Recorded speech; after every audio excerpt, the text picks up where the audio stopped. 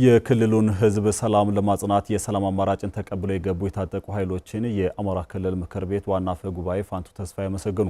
ከክልሉ መንግስት ጎን ሆነው ለህዝብና ለሀገራቸው መስራት እንዳለባቸው አሳስበዋል። የአማራ ክልል ምክር ቤት 5ኛ ዓመት የሥራ ዘመን 11ኛ መደበኛ ጉባኤውንም ጀምሯል። እያያው ተስፋውን ተጨማሪ አለው።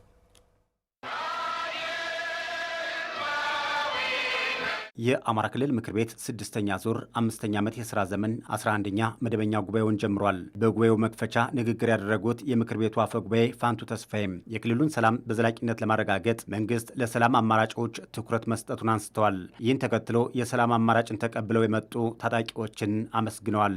የክልሉ መንግስት በተደጋጋሚ የሰላም ጥሪ አድርጓል፣ እያደረገም ነው።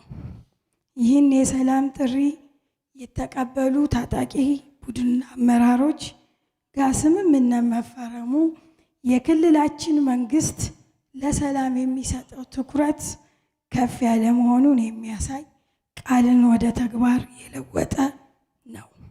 ተግባርም ስለሆነ ወደፊትም የሰላም ጥሪን አበክሮ በማቅረብ ለሰላም መስራት ያስፈልጋል። የሰላም ጥሪን ተቀብለው የተቀበሉ አካሎች በራሴና በክልል ምክር ቤቱ ስም ላመሰግን እወዳለሁ። ሰላም ለማጽናት ከክልል መንግስት ጋር በመተባበርም መስራት እንዳለባቸው የህዝብ ድምጽም እንደሆነ ለማሳሰብ እወዳለሁ። በዓለም ላይ የታዩ ማናቸውም ግጭቶችና ጦርነቶች ከብዙ ጥፋት በኋላ መቋጫቸው ስምምነት ነው ያሉት አፈ ጉባኤዋም አሁንም በጫካ ያሉ የታጠቁ ኃይሎች ሰላምን እንዲቀበሉና ህዝቡም እረፍት እንዲያገኝ ጥሪ አቅርበዋል። በምክር ቤቱ ስም የቀረበው የሰላም ጥሪም የአማራ ክልል ህዝብ ጥያቄ ነውም ብለዋል። ጫካ ያሉ ኃይሎች የክልሉ መንግስት ችግሮችን በውይይት ለመፍታት ያለውን ቁርጠኝነት በተጨባጭ እያሳየ ስለሆነ ወደ ቀልባቸው ተመልሰው የሰላም ጥሪውን እንዲቀበሉ ዛሬም በድጋሚ በምክር ቤቱ ስም ጥሪ ለማስተላለፍ እወዳለሁ።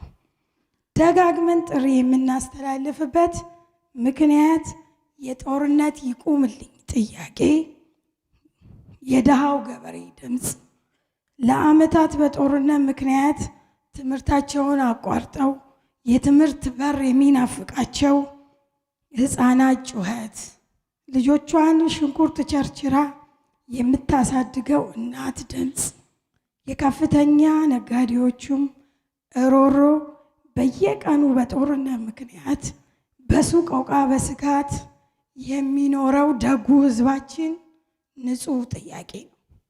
ስለዚህ የሰላም ጥሪን የመንግስት ብቻ ሳይሆን የመላው ህዝባችን መሆኑንም ለመግለጽ እወዳለሁ።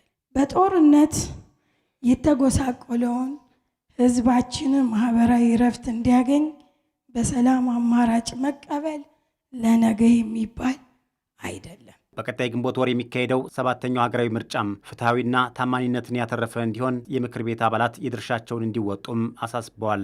በመጨረሻም በያዝነው በጀት ዓመት የምርጫ ዘመናችን ማጠናቀቂያ እና ከመጠናቀቁም ከአንድ ወር በፊት ምርጫ እንደሚካሄድ የክልላችን ህገ መንግስት በግልጽ ደንግጎ ይገኛል።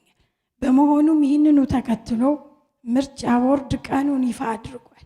ስለሆነም ምርጫው ነፃ፣ ፍትሐዊና ተአማኝ እንዲሆን ህዝቡ በንቃት እንዲሳተፍ የምክር ቤት አባላት የድርሻችሁን እንድትወጡ ለማሳሰብም እወዳለሁ። ለ2 ቀናት በሚካሄደው ጉባኤ የተቋማት የሥራ አፈጻጸምና የተለያዩ አዋጆች ቀርበው ይመከርባቸዋል ተብሏል።